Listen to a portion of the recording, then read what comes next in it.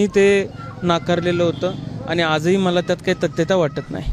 पण कशासाठी हा प्रयत्न चालू किंवा बातम्यात नाही, मला आता मीडिया ट्रायल का घेतं हे मीडियाच त्याचं उत्तर देऊ शकेल, पण मला असं वाटत नाही.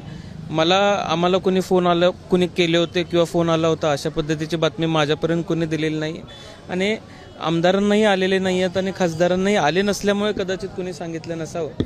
त्यामुळे यात काय तथ्यता असेल असं मला वाटत नाही. विधानसभेनंतर कदाचित विधानसभेनंतरची जागा कमी झाल्या राज्यामधल्या लोकसभेचा स्ट्राईक रेट कमी झाल्यामुळं ह्या सगळ्या गोष्टी घडतायत असंही बोललं जातं. काय नक्की म्हणजे स्ट्राईक रेट आहे की नाही राहणार? बातमी काय दिली जाऊ शकते किंवा दिली गेली आहे हे प्रसारमाध्यमात चांगले सांगू शकतील, पण अशा पद्धतीने कुठल्या लोकप्रतिनिधींना फोन आलेला आहे किंवा अशा पद्धतीचा प्रयत्नही केला जातोय या संदर्भात माझ्या कानावर काही नाही, त्यामुळे मी त्याबद्दल बोलणं उचित नाही. आपण पक्षप्रतोद आहात याबाबत काही नाही, पक्ष जी भूमिका आम्हाला घ्यायला लावेल ती भूमिका मी निश्चितपणाने घेईन.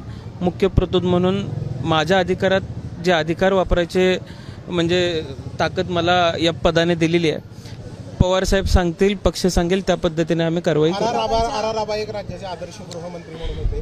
आत्ताचे गृहमंत्री पाटाने राज्यातल्या मसाजोग प्रकरणानंतर जी कायदा सुव्यवस्थेचा प्रश्न निर्माण झाला थेट मंत्र्यांच्या राजीनाम्यापर्यंतचे आरोप होतात. काय नक्की काय गृहमंत्र्यांनी फक्त मसाजोगच नव्हे, मसाजोग असेल, परभणी असेल, अशा पद्धतीच्या अनेक घटना आज महाराष्ट्रामध्ये घडत आहेत. महाराष्ट्रामध्ये सुरक्षिततेच्या बाबतीत फार असुरक्षित वातावरण निर्माण झालेलं आहे. लोक घाबरलेले आहेत, जाती जातीमध्ये तेढ निर्माण झालेली आहे.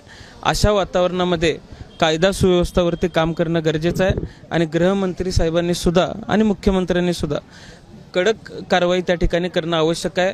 हे प्रकरण तडीस नेणं गरजेचं आहे. ज्यांच्यावरती अन्याय झाला आहे त्यांना न्याय मिळणं गरजेचं आहे आणि मी या गोष्टीकडे किंवा या प्रकरणाकडे कुठल्या एका चष्म्यातून बघत नाही.